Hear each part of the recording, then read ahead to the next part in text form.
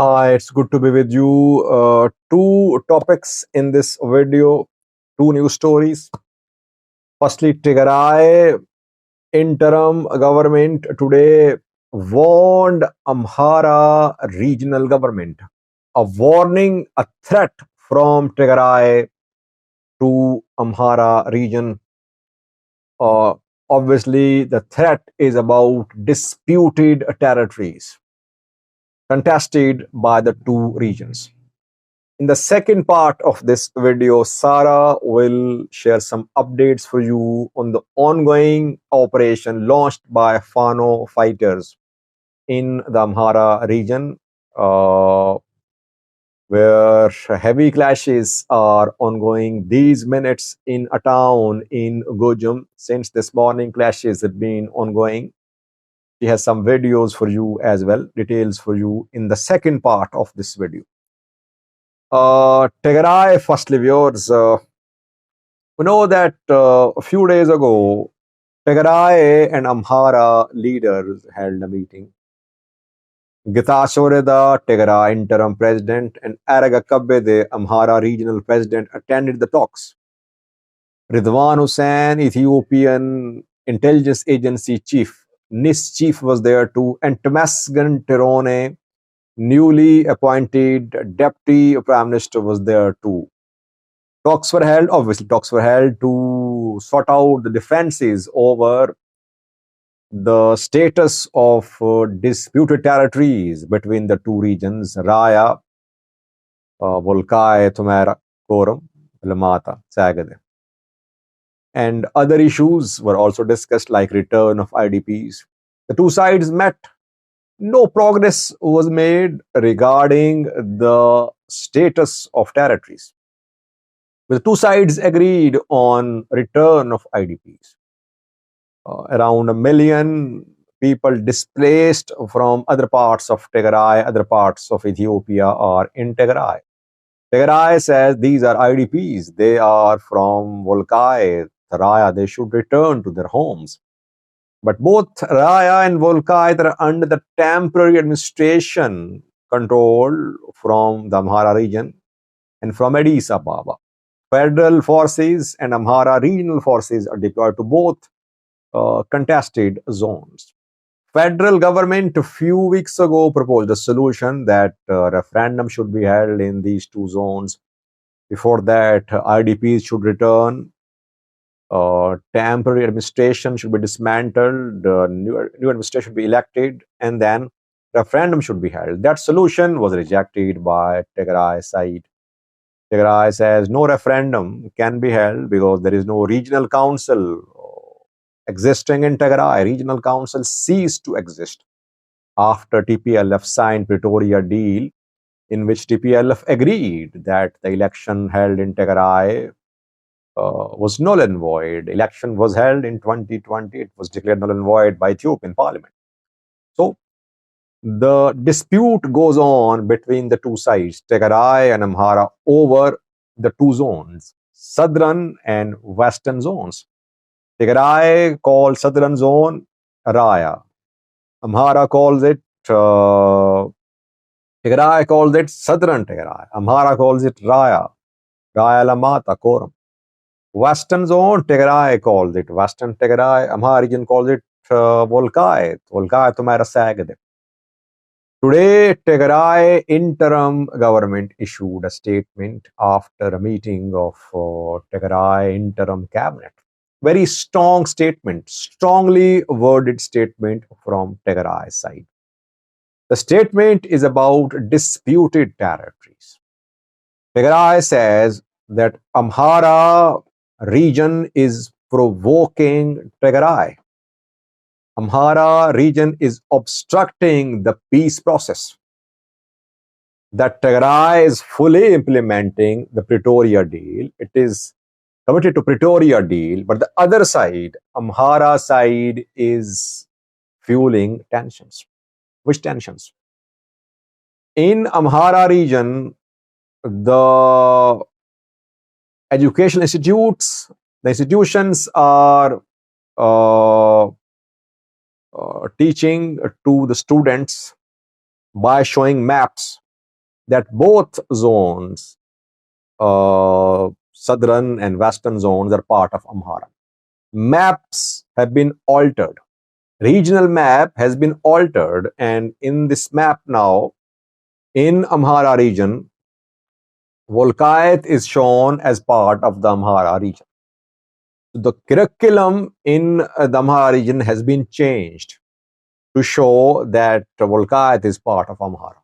This is what Tigray is pointing out, that Amhara region is changing curriculum to show Volkayat Raya part of Amhara while peace process is ongoing. So far, no decision has been made. Talks just started a few days ago between the two sides. So it's definitely a provocation, according to Tigray, to obstruct the peace process. Tigray is telling the Amhara government to correct this mistake. Federal government should also correct this mistake according to the Tigray interim government. Last sentence of the statement is very menacing, very threatening. Tigray says that if anything happens, anything that will happen, Amhara region will be responsible for that. What does it mean? Isn't it a blatant threat from Tigray to Amhara region that if issues are not resolved through dialogue, if there is no political solution, Tigray will be forced to take military measures. That is what Tigray said, I think, in veiled terms.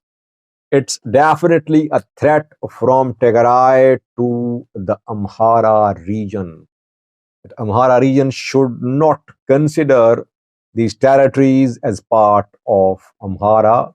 Territories are part of Tigray. Talks just started. Tigray should ensure that the territories are not, Amhara should ensure the territories are not shown as part of Amhara in Amhara's textbooks for children, for students. Let's see, in coming hours, we could see a counter statement from Amhara regional government or Ethiopian federal government too. The issue is still unresolved. And if you remember a few days ago, an American intelligence organization published a report, which is basically a threat assessment report about the security situation in Ethiopia. The organization concluded that the issue of disputed territories could lead to another war in Ethiopia. Disputed territories are definitely Volkayat and Raya, southern and western zones. So it's not a small issue. And if you remember, when Pretoria was signed in 2022, I did a video, I remember, more than a year ago. I said that the main issue which will arise in coming months would be the status of Alamata, Koram, Volkayat, Humera, Sagit. And now you are seeing that this issue is one of the main issues between the two sides. Let's see how the two sides handle this issue. So far, they have agreed on return of IDPs. Even that could not start. Return of IDPs from Tigray to Volkayat has not begun so far. Now, some updates for you from Sara about the ongoing Operation Wubante launched by Fano fighters against Ethiopian security forces in the Amhara region, which killed a top Fano commander on last Tuesday.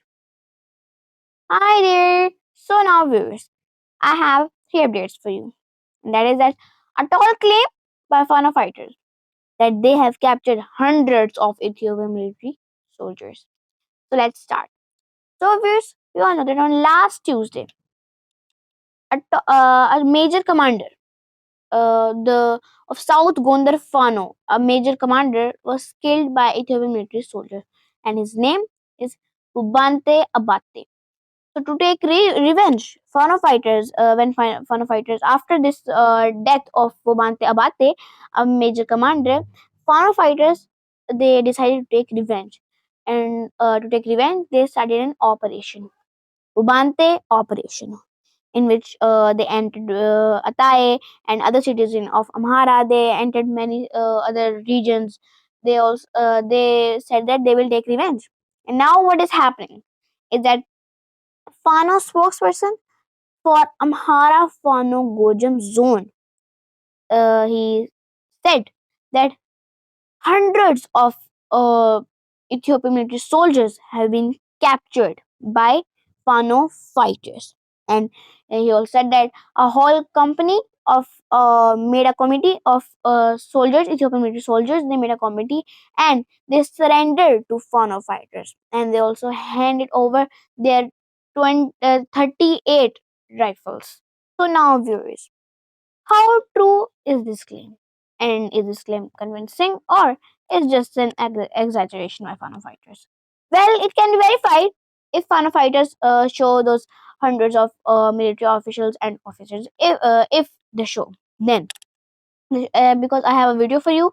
But in that video, Fano fighters have just showed a few military soldiers. This should show more. So this claim can be verified. So let's move on to the second new update. Second new update is again from Gojam. There's a town named Bichna from Gojam. Since this morning, there have been heavy clashes between Fano fighters and military officers. Fighting is ongoing between Fano fighters and military officers.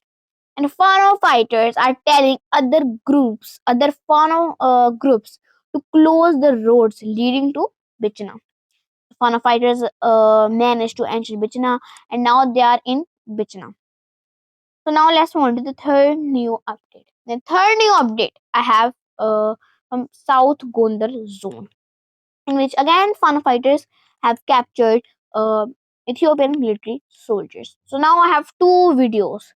They both show ENDF soldiers, and those videos I have, they show the military officers which officials and officers which Fano fighters have captured. So please watch the video. Thank you so much for watching this video. Please like and subscribe.